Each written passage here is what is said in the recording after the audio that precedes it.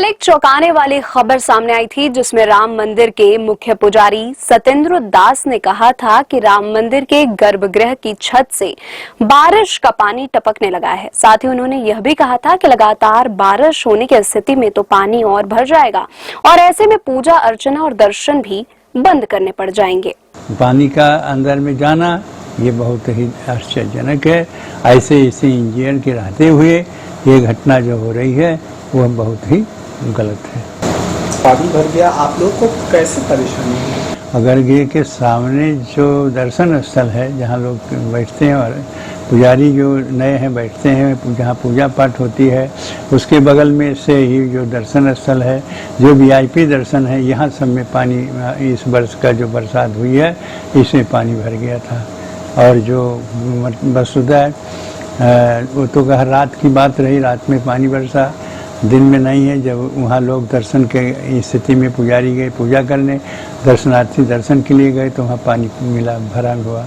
किसी तरह से उसको निकाला गया, जो समय बहुत लगा तब जाके वो निकाल करके सही हुआ। उनके इस बयान के बाद राम मंदिर गर्भगृह में बारिश की पानी टपकने की खबरें अचानक सुर्खियों में आ गई।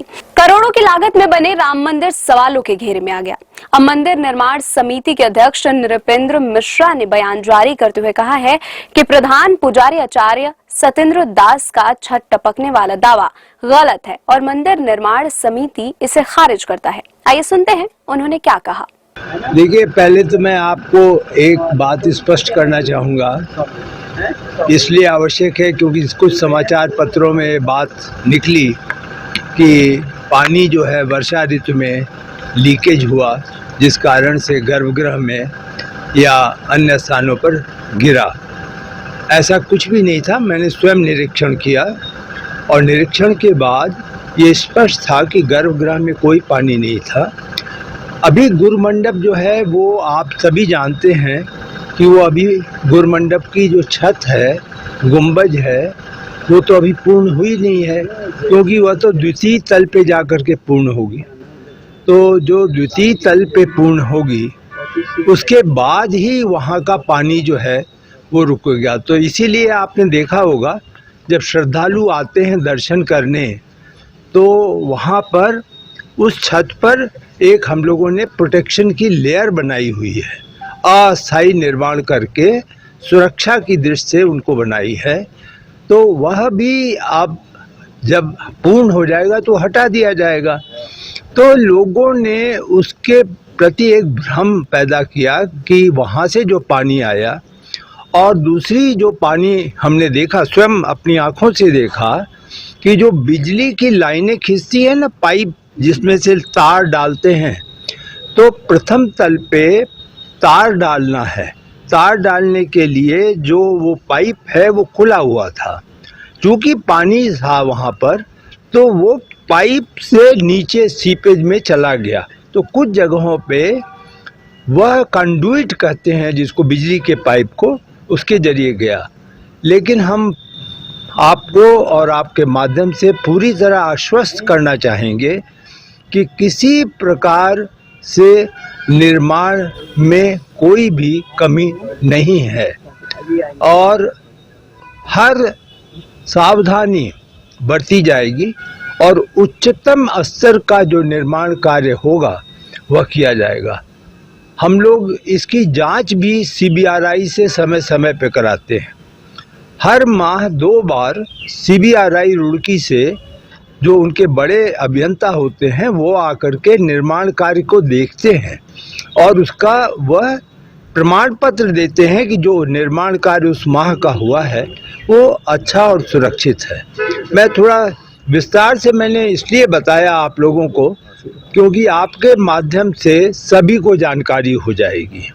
अब आपने एक जो ये प्रश्न किया, लेकिन सर, पुजारी जी कह रहे हैं कि गर्भगृह में जो रामलला को स्नान कराया जाता है वो पानी निकलने का जगह भी नहीं बनाया गया। ये अच्छा कि आपने पूछ लिया।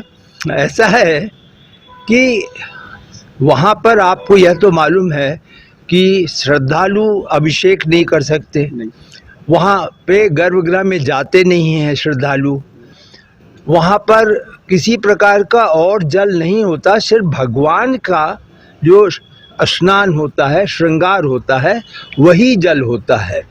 तो अनेक जो साधु संत थे उनकी यह राय थी कि इस पानी को आप एक कुंड में एकत्रित करें और कुंड में एकत्रित कर लें, जिससे लोगों को लेना है, जल लेना है तो वह स्नान का जल भी लेते हैं। तो वो कुंड निर्माण के पास बना हुआ है, उस कुंड में वहाँ से पानी जो है वो एब्जॉर्ब करके और उसको फिर निचोड़ के वहाँ पे रख दिया जाता है। तो गर्भगृह में केवल इतना ही है कि वहाँ पर पानी का स्लोप तो है, लेकिन पानी को निकलने के लिए जिसको परनाला कहते हैं, परनाला बाकी सभी मंडप में है, तो वहाँ का पानी भी परनाले के जरिए और सभी मंडप में जो फर्श है उसका स्लोप इस प्रकार बनाया गया है कि पानी अपना नेचुरल ड्रेन हो जाए।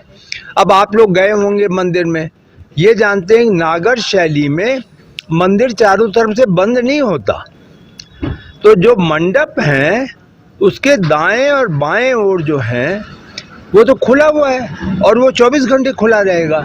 अब ये संभव है कि कभी बहुत तेज वर्षा आए तो छींटा वहाँ मंडप में आ सकता है, वो संभावना है, लेकिन कोई निर्माण के कारण पानी वहाँ पर आने की संभावना नहीं है। लेकिन सर, राम मंदिर ट्रस्ट ने एक और फैसला लिया है, अब अयोध्या में प्रतिदिन दर्शन करने वाले लोगों को पास जारी किया जाएगा और क्रॉसिंग 2 से जो वीआईपी दर्शन थे उस पर रोक लगा दी गई है। नहीं, ऐसा नहीं है कि प्रतिदिन दर्शन करने वाले लाखों लोगों को पास दिया जाएगा। नहीं, जो अयोध्या वासी हैं, साधु संत हैं, उनके लिए देखिए, साधु संतों ने यह कहा कि हम लोग तो देखिए प्रतिदिन आते हैं, उनका अनुष्ठान होता है, उनके यज्ञ होते हैं, उसके हिसाब से भगवान का दर्शन करने आते हैं।